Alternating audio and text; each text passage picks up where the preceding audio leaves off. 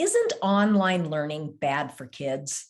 I get that question a lot. And as a teacher, I taught in person for 30 years and have been teaching online since 2020. So I wanted to address that question. First of all, there are definitely pros and cons to both. But I've found that there are so many advantages to online learning, and I wanted to talk about those. The most obvious advantage is that students can take my classes from anywhere. They can be in their pajamas at home and still have the ability to take classes from me wherever I am. When I was teaching in person, I found that most parents weren't willing or able to drive more than about an hour to attend my classes. Now I have students from different states and even different countries who are able to join me and take advantage of my classes. So that's the most obvious reason. Another huge advantage I find with online teaching is fewer disruptions. So in person, there's always students who want to be chatting with each other or calling out answers constantly. And online, students just don't do that. They quickly learn that on Zoom, they can't all talk at once. And they are more focused on what I'm saying, when I'm talking, and quickly learn to raise their hand when they want to ask a question, answer a question, make a comment. So we still have the interaction, but we don't have the disruption. In person, I always found that I spent a lot of my time and wasted a lot of student time with classroom management, which just isn't necessary in an online class. I had a student just recently tell me that they feel like they learn so much more in an online class than they used to learn in person. And ultimately, isn't that the goal?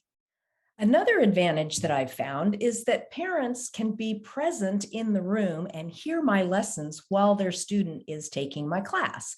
And for students who need a little bit of extra help from a mom or a dad, that's also really valuable. The mom or the dad can be sitting in the room, hearing the lesson and assisting their child without embarrassing their student by being physically in the classroom or disrupting the class by having to be there in the physical classroom.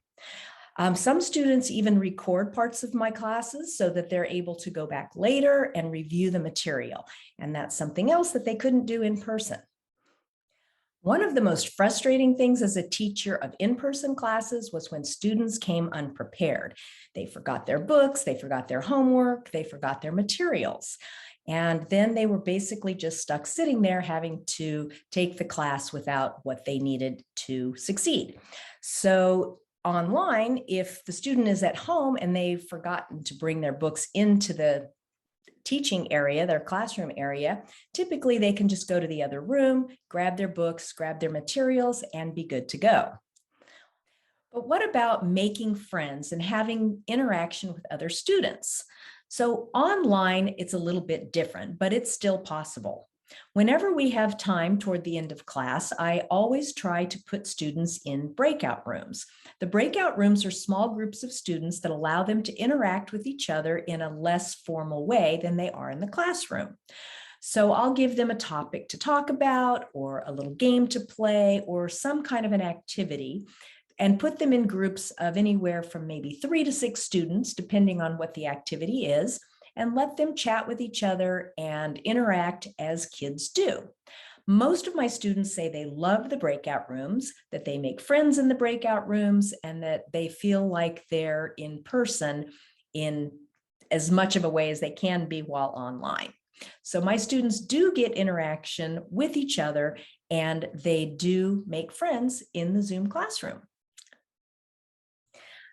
But what about computer fatigue or Zoom fatigue? That definitely is a real thing. If we're staring at a computer screen all day long, our eyes get tired, we get tired.